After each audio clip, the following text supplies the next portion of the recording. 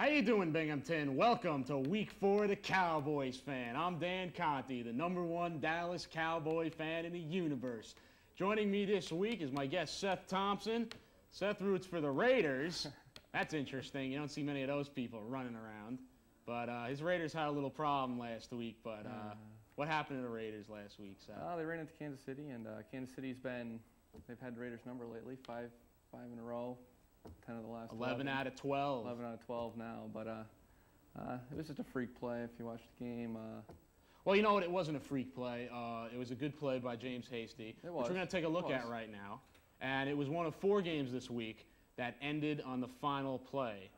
And another game that ended on the final play was Washington-Denver. Elway threw a Hail Mary pass to Rod Smith to end the game. Now, what happened here? Now, I don't know if you saw the play or not, but we're going to take a look at this now. There's 6 seconds left. The game's tied, right?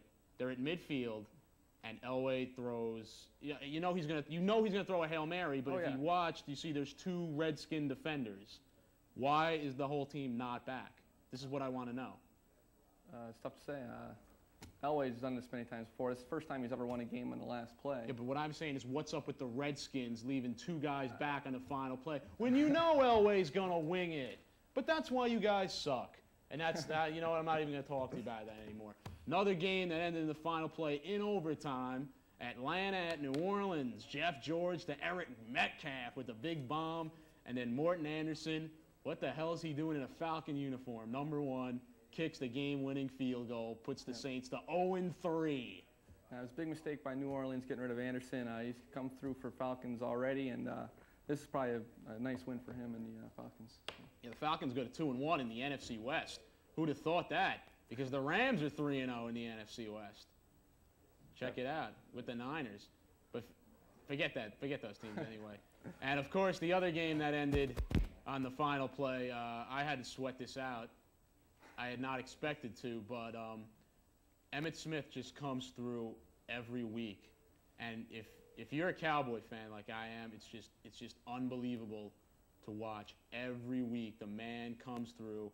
Here he is, 30 yards against the Vikings. He finishes with 150 overall. Dallas is 3-0. It's a huge win. Oh, Emmitt Smith came through big again. Overtime, big scamper for the touchdown, and they do it every week. It just seems like Aikman and Smith always get it done, and the defense is just spectacular. Defense is beautiful. Charles Haley's on a mission this year. I don't know if you've noticed this, but he's just pissed off. And you know what I love about Charles Haley is he hates the 49ers. I mean, he just hates the Niners. Like, and it's just great to watch him play. He's always pissed off. I love watching interviews with him. He just has no respect for anybody. And he's the leader on that defensive line, which is beautiful. We're going to put 4 guys on the Pro Bowl, all 4 of them. Tolbert, Maryland, Leon Lett will join Charles Haley in the Pro Bowl. But enough about last week. Let's talk about this week. Some of the games that are going on this week. As usual, we start with the Cowboys, Arizona at Dallas. What do you think of this game, Seth? I don't think there's going to be much of a contest here. Buddy Ryan's I like you already. Cowboys just got so much offensive firepower, and coupled with their phenomenal defense, I don't see any competition between these 2 squads. Arizona had a big win last week against the Cardinals, or against the Lions, excuse me, knocking them to 0-3. But I mean, when you got Smith and Aikman, it's just too much power. But what about Buddy Ryan and the great Cardinal defense? You know, Buddy Ryan is such a defensive tactician, such a genius. The 46 defense. What they can't stop the Cowboys? I don't think so. You know, Arizona's supposed to get a wild card this year. Everybody, we're supposed to challenge the big teams, and they suck.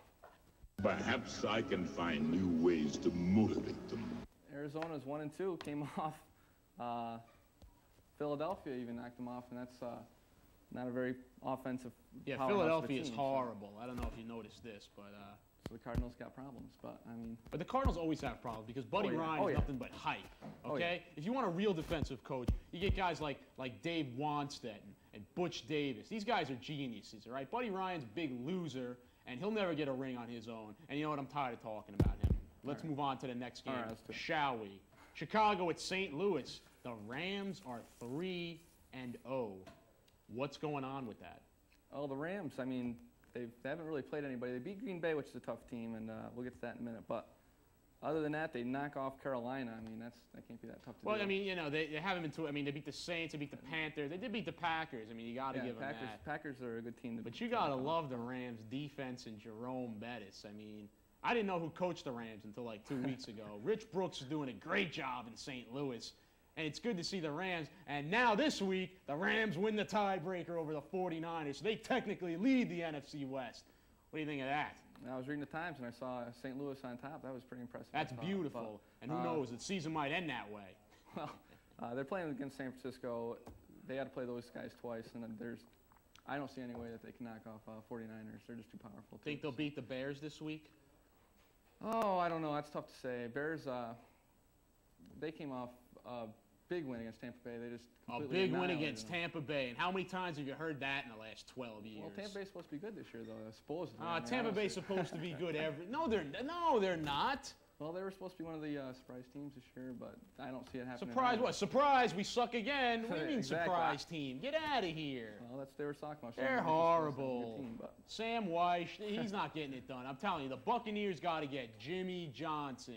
And then we're talking playoffs and Super Bowls. But until then, they're just going to be the Buccaneers. The Succaneers. They're horrible. I don't even want to talk about that team anymore.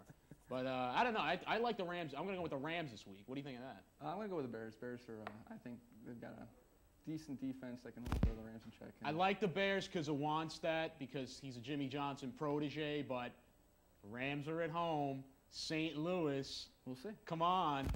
I hope the Rams win. I'm rooting for the Rams to go 4-0, but I don't think it's. If you're an American, I think you're rooting for the Rams because you just got to love St. Louis Rams. That's just a beautiful thing. But next game, let's move on, shall we? Minnesota, Pittsburgh. Hi, we lost to Dallas last week, and now we're going into Pittsburgh. Did they have a shot? What do you think?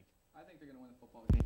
Minnesota, I was listening to the Dallas game on the radio, and it seemed like Minnesota was giving the Cowboys a little bit of trouble with their offense. They took them to overtime. That's tough to do, but Pittsburgh's got problems. Tomczak, I don't think he gets the job done. I think it's going to be well, if Mike Tomczak is not that good, we saw Jim Miller come in Monday night. How beautiful was that against the Dolphins?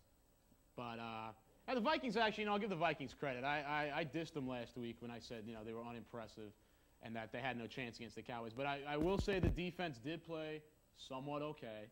Tony Dungy, it will work against most teams. But, Dallas dropped a few passes. But, if you're Dallas, you work out the kinks in week 3. People are coming up to me saying, oh, hey, what happened to the Cowboys here, Conti? Hey, what's going on? The Cowboys, they're not going to win anymore. You know what? Don't worry about it. You're people that get all jack-happy in week 4, when your team's like 2-1 or something. You know what? It's not going to matter because Dallas is going to be at home on January 14th hosting some garbage teams they can romp. So they can go to the Super Bowl 2 weeks later, and there's nothing anybody can do about it. Don't even watch the NFC. Watch AFC football. Watch Sunday afternoon Westerns. But the NFC, it's all locked up. And you can watch November 12th when we smack the Niners. But other than that, there's nothing to watch. Dallas is just wrapping it up. It's beautiful. You got anything to say to that? I personally think 49ers going to beat Cowboys. Oh, get the hell out of here. Get out of here. What basis do you have for that? I think San Francisco's too good to lose to them twice. They're definitely going to play in the NFC Championship. Oh, even though we lost to them 3 times in a 2-year span in 92-93, but now we can't lose twice in the same year, even though we just did that. Is your memory that short? Check out last year, and you'll see who won the Super Bowl. Don't even get me started on last year, all right? Because the only reason you guys won last year is because you had Deion Sanders, and now you don't, and now you're going to have no confidence. And you're whining like Jerry Rice, all nervous, because he knows his team's got problems, and they're trying to downplay it and say, oh, we'll put it on the bulletin board. Deion Sanders, he's a traitor. It's not going to matter because you're in Dallas, and you can't win in Dallas, and you haven't shown that you can play well in Dallas. So where do you get off telling me the Niners are even going to make a game out of that on November 12th? Get out of here, you Raider fan. The way I look at it is the Niners are by far the second best team in the NFL. The Cowboys are going to go to the Super Bowl, I feel, but I think the Niners are too good to lose twice in the same season. Oh, really? And why are they so good? What's so good about the Niners? They got that offense. It's that offense. Unstoppable. Steve Young. They got Jerry Rice hooking them up. And one of those guys is due for an injury, all right? I haven't seen any of those guys get hurt in like 5 years. One of them's going to go out, and then we're going to see what happens. We're going to see what kind of team the Niners have. Get out of here, the 49ers. They're horrible. Get them out of here. You know what? I'm tired of talking about this. But right now, let's, speaking of crappy teams, we're going to go to Crazy Jets Fan right now. And he's going to give us a take on the crappy games of the week, games I don't feel like talking about because they're not worth it. I mean, we're going to talk about the Saints and Giants and the Jets, of course, and a couple other games that I don't even know what he's going to. I think the Buccaneers he'll probably talk about. You know, teams that I just have no interest in because they just don't matter in the scope of things. But let's go to Crazy Jets Fan, see what he's got to say. Hey, what's going on? Crazy Jet Fan here, as always, with me, 2XL, where our team's pain is usually your team's gain. Unless you're the Jacksonville Jaguars. But I missed last week's Colts game. Didn't get to talk about that last week. I just want to stress the fact here. This is the #1 rule for Jet fans everywhere. Never believe that you have a W until you read it in the paper on Monday, all right? But got our first win against Jacksonville, their expansion team. You know what? I don't give a crap because you take what you can get, all right? We did what we had to do. Feeling good. I think the receiving's going to be better. I think once we get Mitchell in there, it opens up some more options. All right, running game, I don't know. What the hell can you do, right? I think Douglas is going to turn out to be a really good pick, too. I think we got 2 good first-round picks. No one understood Kotite's genius, but I see the light. All right, Dan, as always, wants me to talk about the games that are a little bit more special. The games have a little bit more meaning, the ones that everyone cares a little bit more about. And, you know, I'm very touched that he gives me this honor. Of course, we're going to start with Jets at Fatlanta. You know, when I was a kid, I had an Atlanta jersey when they were still red, number 9. I don't know who the hell the player was. Right, so as always, of course, Jets by 24. All right, New Orleans at the Giants. Let's face it, whoever does not so jack happy that the Giants are 0-3, I don't know. Right. Got to take New Orleans just because we want the Jets to be sorry about that. The Giants to be 0-4. Then we're going to go to Washington, Tampa Bay. Going to give a shout out to my roommates, big Washington fans. Why, I don't know. But I really like Westbrook. And, you know, I don't think Tampa Bay is as bad as everybody thinks. But I'm going to go with Washington just because, you know, kind of little personal thing. And the last game, Houston, Cincinnati. Houston, I despise Houston for some reason. I don't know. All those years, like, when they actually could have been somebody, like, they never did anything. And, like, they lost to the Bills. I had to see the Bills in the Super Bowl again because they suck so Forget Houston. Houston, I think, is going to be, like, the worst team than the Jets next year, if not this year. I'm going to go with Cincinnati. You got Blake, the ex-Jet. But I don't want to talk about that. And that's about it. I mean, as always, you know, Jets, I still think in the wild card berth, going to be 9-7. And I'm out of here. 2XL, say bye.